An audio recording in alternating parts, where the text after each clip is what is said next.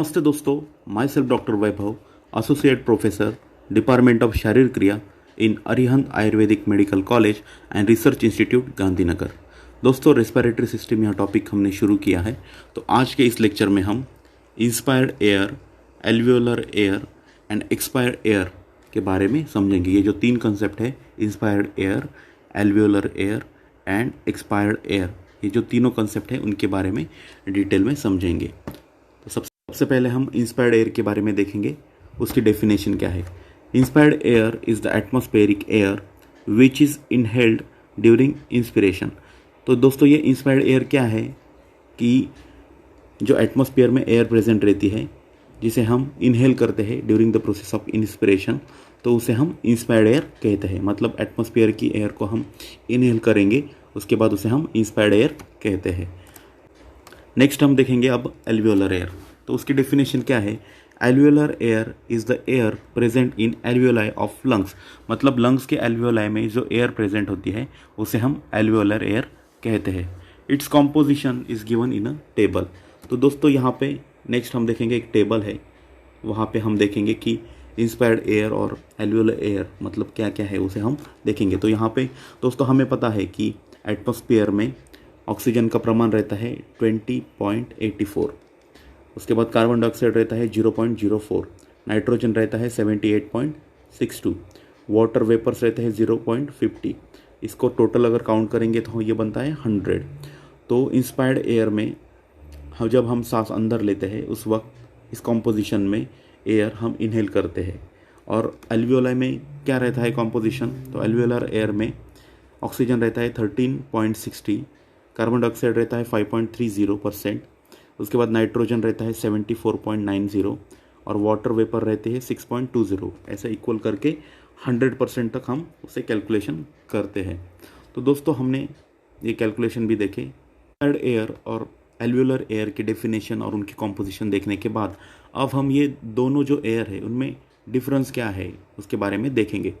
Alveolar air is different from inspired air in 4 ways. कि जो alveolar air होती है, जो मतलब जो एल्वियोलाई में जो एयर प्रेजेंट रहती है, वो किस तरह से इंस्पायर्ड एयर से डिफरेंट है, उसे उन्होंने बताने के लिए 4 वेज का यूज़ किया है। ठीक है, तो पहला है उसमें alveolar air is partially replaced by the atmospheric air during each breath.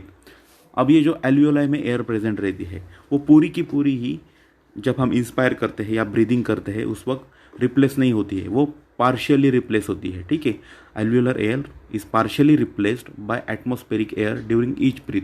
मतलब हर एक ब्रीथ में जब एटमॉस्फेरिक एयर हम इंस्पायर करते हैं और जब वो एल्वियोलाई में आती है तो एल्वियोलाई की एयर पूरी तरह से रिप्लेस नहीं होती है, उसका कुछ पार्ट ही रिप्लेस होता है बाय एटमॉस्फेरिक एयर से। Oxygen diffuses from alveolar air into pulmonary capillaries constantly.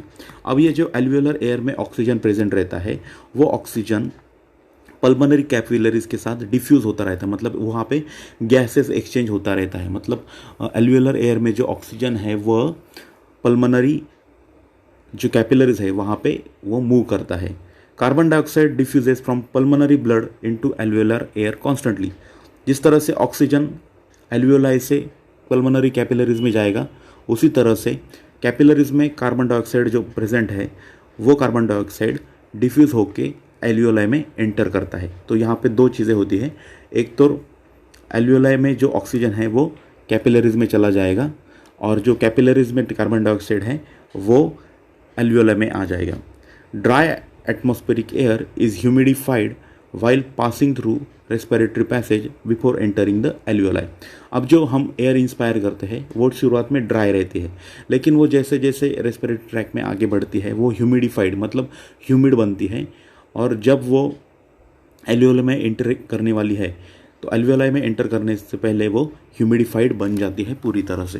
तो ये तो हमने देखा कि 4 तरीके से एल्वियोलर एयर वो डिफरेंट होती है इंस्पायर्ड एयर से। तो सबसे पहले हमने देखा कि एल्वियोलर एयर जो रहता है वो पार्शियली रिप्लेस्ड होती है by atmospheric air during breathing. मतलब हर एक सांस लेने के बाद जो एल्वियोलर एयर होती है वो पार्शियली ही रिप्लेस होती है एटमॉस्फेरिक एयर से। दूसरा हमने देखा कि oxygen diffuses from alveolar air into pulmonary capillaries. मतलब जो एल्वियोलर में एयर है उसमें जो ऑक्सीजन प्रेजेंट है वो कंटिन्यूसली डिफ्यूज़ होता है कहाँ पे, पल्मोनरी कैपिलरीज के अंदर, और जो पल्मोनरी कैपिलरीज के अंदर जो CO2 है वो कंटिन्यूअसली डिफ्यूज़ होता है कहाँ पे, एल्वियोलर एयर के अंदर। मतलब यहाँ पे ऑक्सीजन जा रहा है ब्लड में और ब्लड से CO2 आ रहा है अल्वियोलाई में। ये दो बेसिक कंसेप्ट है।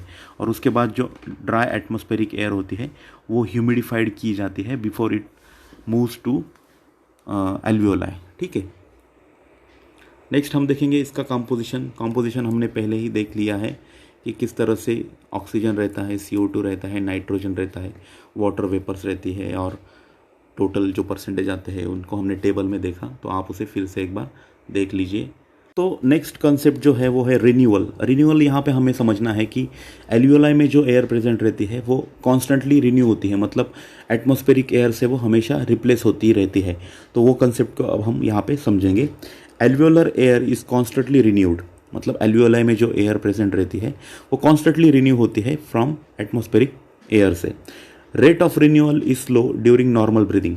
जब हम नॉर्मल ब्रीदिंग करते हैं उस वक्त जो रेट ऑफ रिन्यूअल है, मतलब एक्सचेंज ऑफ एयर का जो रेट रहता है वो कम रहता है।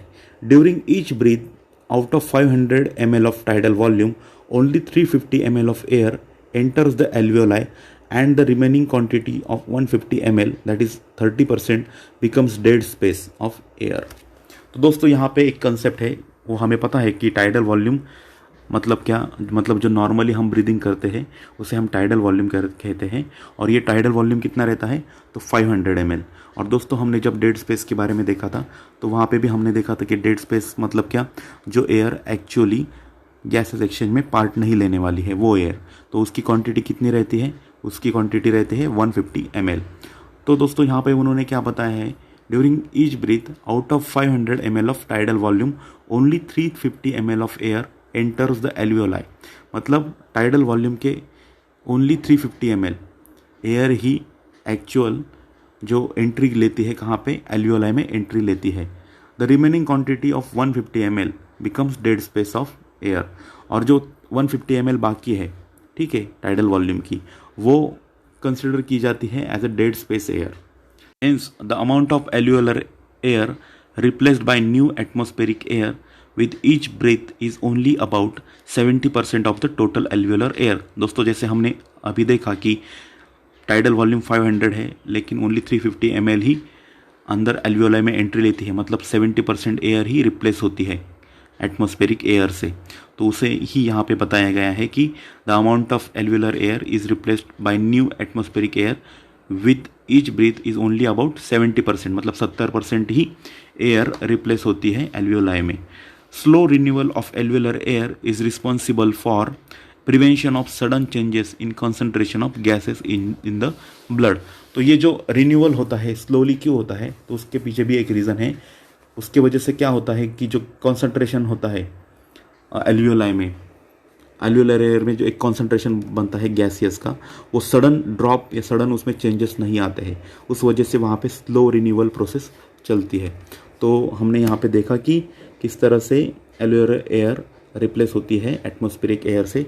ओनली 70% एयर ही रिप्लेस होती है, 30% air as a dead space air कहलाती है।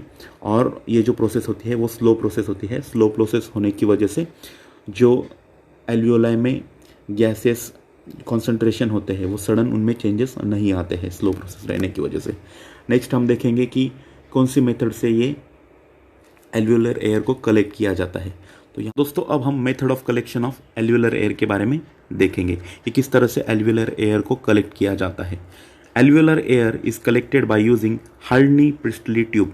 ये जो ट्यूब है हार्डली प्रिस्टली ट्यूब, उसकी मदद से एल्वियोलर एयर को कलेक्ट किया जाता है।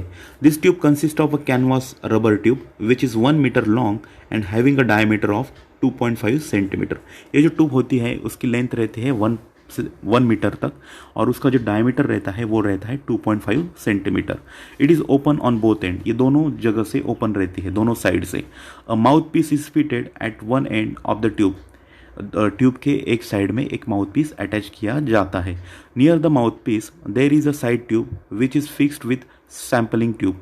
माउथ पीस के पास एक साइड ट्यूब होती है और वो फिक्स की जाती है फॉर सैम्पलिंग ट्यूब के लिए। Mouthpiece and the side tube are interconnected by means of 3-way cock। तो ये जो माउथ पीस है और जो साइड ट्यूब है वो एक दूसरे से इंटरकनेक्टेड रहती है बाय एक कॉक रहता है वहाँ पे, 3-वे कॉक, उसकी वजह से वो एक दूसरे से इंटरकनेक्टेड रहती है। By keeping the mouth piece in the mouth the subject makes a forceful expiration through the mouth piece. और उसके बाद जिस व्यक्ति की हमें एल्वियोलर एयर कितनी है उसे काउंट करना है, उस व्यक्ति के मुंह में हम माउथ पीस देते हैं और उसको फोर्सफुल एक्सपिरेशन करने को बोला जाता है with the help of mouthpiece. Alveolar air is expired at the end of expiration. और ये दोस्तों ये एल्वियोलर एयर जो होती है at the end of expire या एक्सपिरेशन बाहर आती है। सो बाय यूजिंग द 3-वे कॉक, हम जब 3-वे कॉक की मदद लेंगे, the last portion of expired air is collected in the sampling tube. By using 3-वे कॉक, मतलब 3-वे कॉक की मदद से हम जो लास्ट पोर्शन ऑफ एयर, जो एक्सपायर्ड एयर है, उसे कलेक्ट करते हैं सैम्पलिंग ट्यूब में।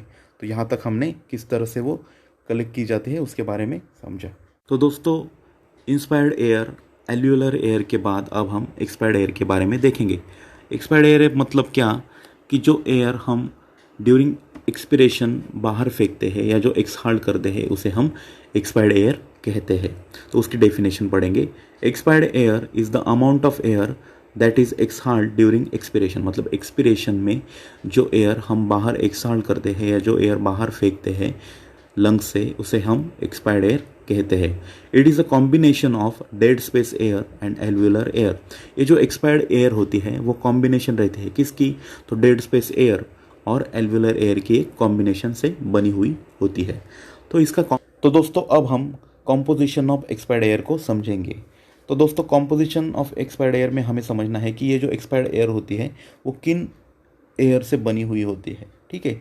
तो यहाँ पे वो बताते हैं कि concentration of gases in expired air is somewhere between inspired air and alveolar air. मतलब एल्वियोलर एयर और इंस्पायर्ड एयर से ही बनी हुई एक्सपायर्ड एयर रहती है। और उसे हम देखेंगे टेबल में, जो टेबल हमने देखा था उसमें हम देखेंगे कि एक्सपायर्ड एयर का कॉन्सेंट्रेशन कितना रहता है। तो दोस्तों इस डायग्राम में हम देख सकते हैं कि एक्सपायर्ड एयर का कॉम्बिनेशन किस तरह से रहता है। तो वहाँ पे ऑक्सीजन रहता है 15.70%, कार्बन डाइऑक्साइड रहता है 3.60, नाइट्रोजन रहता है 74.50 और वाटर वेपर्स रहते हैं 6.20। तो दोस्तों इस तरह से हमने एक्सपायर्ड एयर का कॉम्पोजिशन देखा। तो दोस्तों कॉम्पोजिशन ऑफ एक्सपायर्ड एयर देखने के बाद अब हम मेथड ऑफ कलेक्शन के बारे में देखेंगे। Expired air is collected by using Douglas bag. ये जो एक्सपायर्ड एयर जो होती है वो डॉगलस बैग की मदद से कलेक्ट की जाती है। तो दोस्तों मैं आशा करता हूँ कि आप लोगों को ये टॉपिक समझ में आ रहे होंगे। थोड़े डिफ़िकल्ट है लेकिन आप 1-2 बार पढ़ोगे तो आपको इजीली अंडरस्टैंड हो जाएगा। तो दोस्तों हम यहाँ पे रुकेंगे। Thank you.